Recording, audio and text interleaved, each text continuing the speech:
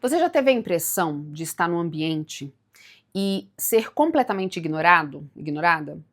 De que você quer falar, mas as suas ideias não são levadas a sério, você mal é visto naquele lugar?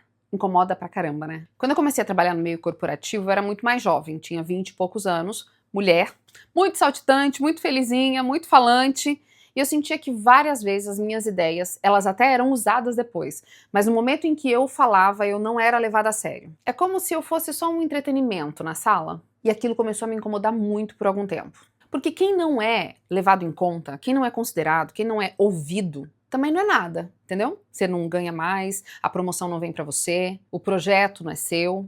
E eu comecei uma estratégia lá atrás, bem antes dos 30 anos, para me tornar vista, para fazer com que as pessoas notassem a minha presença. Eu queria ser magnética. Naquela época, eu lembro que eu vi alguns estudos, e eu vou deixar esses estudos, porque eu guardo todos eles numa pasta no meu computador, eu vou deixar os estudos todos elencados aqui embaixo no box de descrições. Porque muito do que eu vou falar aqui veio de pesquisas que eu fiz para eu me tornar atrativa e a minha opinião importar nos meios onde eu estava. E fosse assim, numa reunião de trabalho, fosse numa reunião da igreja, fosse numa discussão em família, eu queria que as minhas opiniões fossem ouvidas, fossem notadas. Eu queria ser notada. Se você também quer ser notado, quer ser notada, fica nesse vídeo e assista até o final. Uma das primeiras coisas que ficou claro para mim é que a primeira impressão naquele ambiente que eu estava, ele definiria o rumo que as pessoas tomariam em relação a mim nos minutos seguintes. Então eu comecei a evitar brincadeiras, piadinhas logo no começo. E tomei a decisão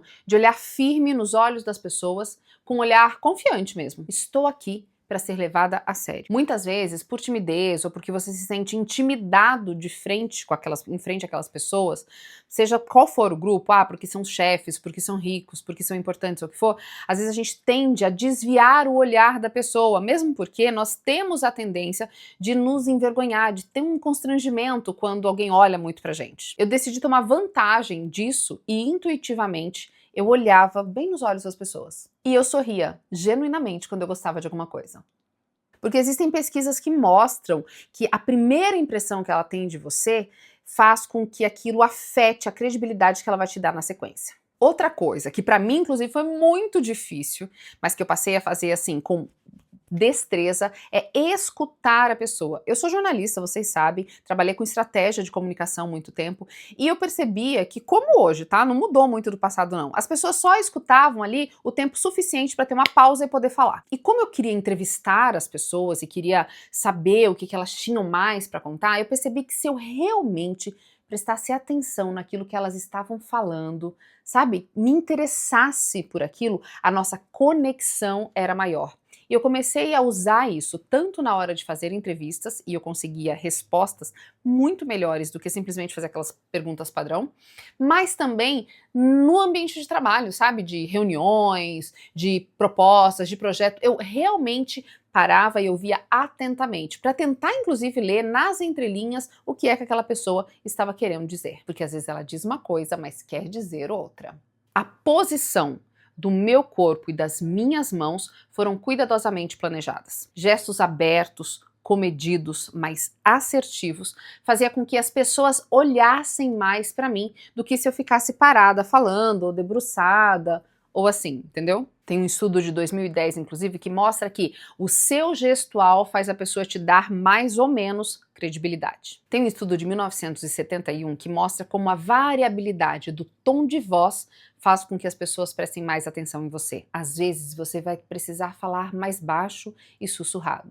E outras vezes você vai ampliar a sua voz. Essa variabilidade faz com que as pessoas fiquem mais atentas. É como se gerasse uma curiosidade sobre o que vem depois. Nessa tentativa de ser vista, de ser mais magnéticas em reuniões e em momentos importantes que eu queria ser notada, a empatia me pareceu algo absolutamente fenomenal. Mostrar genuíno interesse na pessoa, validar as suas emoções, ainda que aquilo não fosse importante para mim, mas era para o outro. Uma das coisas mais importantes: foi mostrar a autoconfiança. Às vezes, você tem tanta baixa autoestima que quando você vai falar uma coisa que é de fato boa, incrível, você fala num tom que não expressa confiança. E a leitura que a pessoa faz é: poxa, se nem ela mesma confia no argumento, naquilo que ela está propondo, por que é que eu deveria fazer isso? pessoas autoconfiantes são mais atraentes. Aliás, falando em autoconfiança, se você quer escrever bem, ganhar confiança escrevendo e ganhar mais com isso,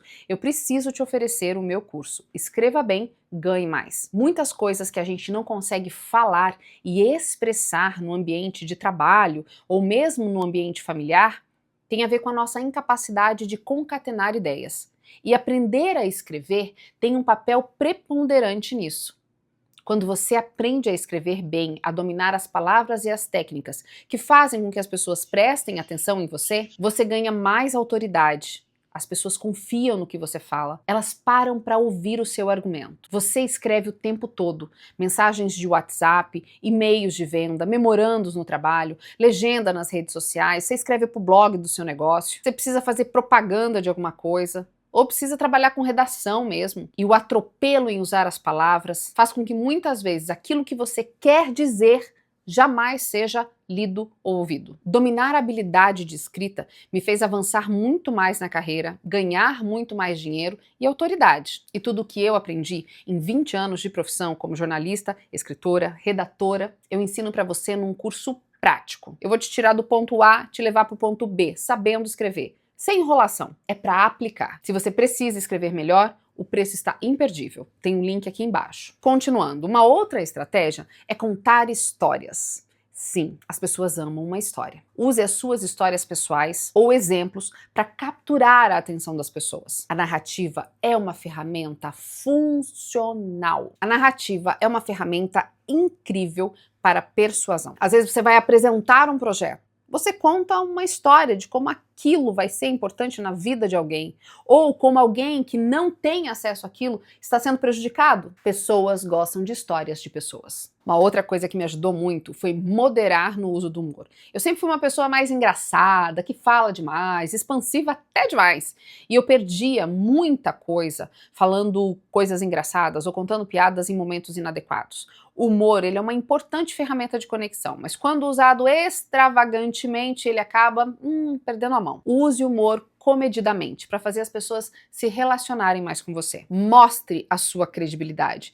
Muitas vezes a gente tem vergonha de falar dos nossos feitos, das coisas que a gente já realizou, das conquistas que a gente obteve, porque pode parecer falta de modéstia, orgulho, blá. Mas a verdade é que quando você está numa mesa e você quer ser ouvido, você precisa ser notado, você também precisa contar o seu histórico. É a sua maneira de mostrar a credibilidade das suas ideias. Outra coisa que ficou muito claro para mim era que, quando eu apresentava as minhas ideias de maneira esfuziante, apaixonada, as pessoas ficavam muito mais atentas ao que eu queria dizer do que quando eu estava naqueles dias de preguiça e, vai, tanto faz, também não vou me importar. Um estudo de 2003 mostra isso, que quando você fala com paixão, aquilo é contagiante. Uma outra estratégia que eu usei com muita frequência e ainda uso é fazer perguntas retóricas. As perguntas retóricas, ela tem o poder de influenciar decisões. É quase que um ponto de inflexão. E tem estudo sobre isso, vou deixar aqui embaixo. Às vezes, só de pensar na resposta, a pessoa muda de opinião. A última estratégia é